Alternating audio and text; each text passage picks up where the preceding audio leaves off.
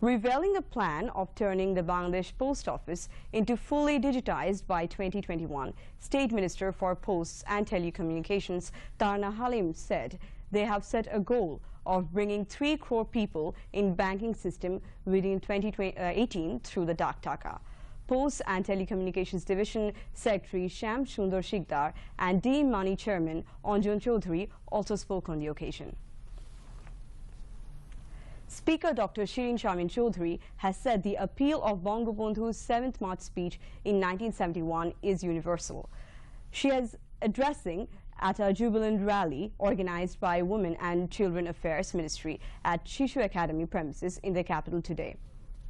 Among others, State Minister for Women and Children's Affairs Meher Afroz Chunki, Chairman of Parliamentary Standing Committee on Women and Children Affairs Ministry Rebecca Moomin, President of National Women Organization Mumtaj Begum, Bangladesh Shishu Academy Chairman writer Selina Hussain and Secretary of Women and Children Affairs Ministry Nasima Begum were present on the occasion. The Speaker said the 7th March speech of Bangabandhu inspired Bangalis to wake up against discrimination and unjust. Besides, it is an important document to implement the rights of Bangali nation in the history, she added. Industries Minister Amir Hossain Amu has urged the people of the country to strengthen the hands of Awami League President and Prime Minister Sheikh Hasina to take forward the ongoing development works of the present government. He was speaking at a discussion on Victory Day 2017 at the Bangladesh Chemical Industries Corporation BCIC in Dhaka today. Shipping Minister Shahjahan Khan attended the discussion as a special guest, while Industry Secretary Muhammad Abdullah presided over the program. Shahjahan Khan said Bangladesh has achieved remarkable successes in per capita income, electricity generation and food sufficiency during the last 9 years. Amir Hossain Amu said the economy of Bangladesh is going forward under the leadership of the Prime Minister Sheikh Hasina, as the country has already turned into a lower middle income country by achieving over 7% GDP. 14th Party will not allow any unconstitutional force to go into power.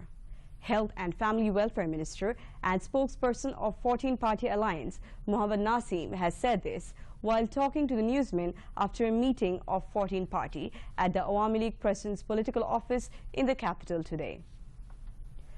Chaired by the General Secretary of Shamobadi Dol, Dilip Borua, among others, Information Minister and President of Jatiyo Samajtantrik Dol, Hasanul Haq Inu, and central leaders of 14th Party were present at the meeting. Hasanul Haq Inu said it is necessary to inform the people about the siphon of money and killing of people in arson attacks by Khaleda Zia after conducting investigation into the matters. Muhammad Naseem, also coordinator of the 14th Party, said the next election will be held under the government of Prime Minister Sheikh Hasina and the Election Commission will conduct it, as there are no options left in line with the Constitution. He said 14th Party leaders and activists will resist the BNP Jamaat clique's plot to thwart the next national polls.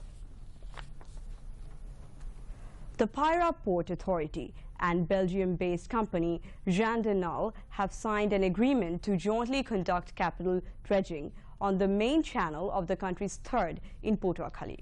Chairman of Payra Port Authority, Commodore Jahangir Alam, and Jean Denal's Managing Director, Jean-Peter Denal, signed the contract on behalf of their respective sites in Dhaka today.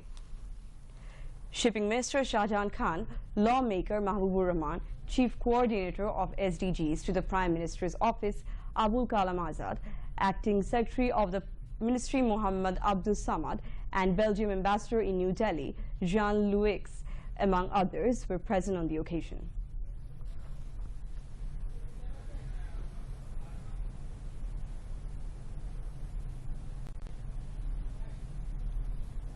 Now moving on to international news.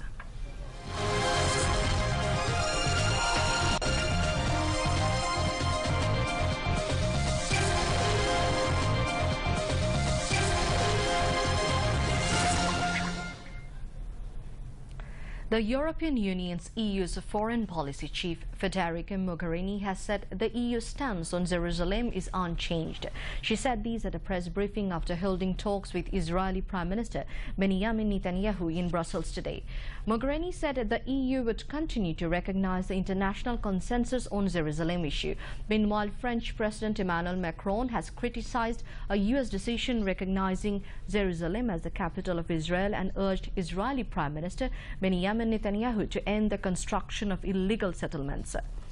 Meanwhile, a wave of anger against US decision to recognize Jerusalem as Israel's capital has spread from Asia through the Middle East to North Africa, with the tens of thousands of people taking to the streets to denounce the controversial move. India's Congress Party today named Rahul Gandhi as its new president, capping years of speculation that the scion of the Nehru-Gandhi dynasty would take over from his mother, Sonia Gandhi. Rahul's appointment was confirmed days after he filed his nomination papers for the post. There were no other contenders. He will officially take over on 16th December. Saudi Arabia has lifted a ban on commercial cinemas that has lasted more than 3 decades. In a statement today, Culture and Information Minister Awad Alawat said commercial cinemas will be allowed to operate in the kingdom as of early 2018 for the first time in more than 36 years. He said government would begin issuing licenses immediately and that the first cinemas were expected to open in March 2018. The measure is part of Crown Prince Mohammed bin Salman's Vision 2030 social and economic reform program. In USA, the most destructive wildfire raging in Southern California has expanded significantly, scorching an area larger than New York City. The Thomas Fire in Ventura and Santa Barbara counties has consumed 230,000 acres in the past week. Fanned by strong winds, it has become the 5th largest wildfire in recorded state history after it grew by more than 50,000 acres in a day. Residents in coastal beach communities have been ordered to leave. Moving on to news on sports.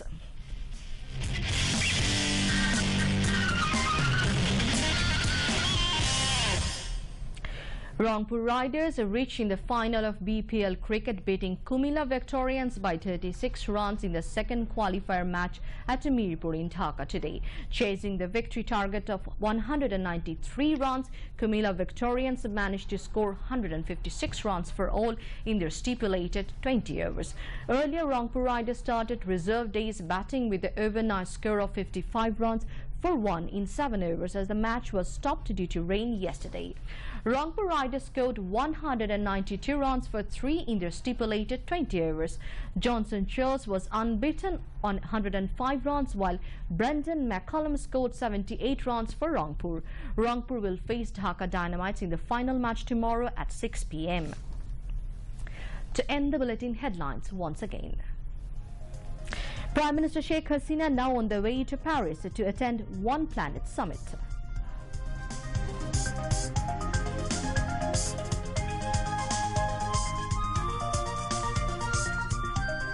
President Mohammad Abdul Hamid asks University Grants Commission to take stern steps for ensuring quality education in universities.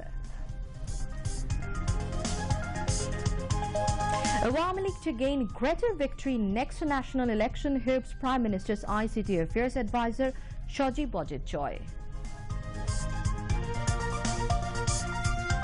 No political party to be allowed into power by unconstitutional means, says 14-party spokesman and Health Minister Mohammad Naseem.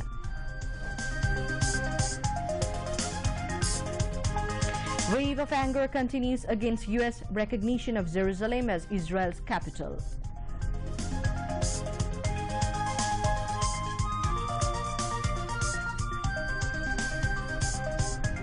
And in BPL cricket, Rangpur Riders reach into final, beating Kumila Victorians by 36 runs in second qualifier.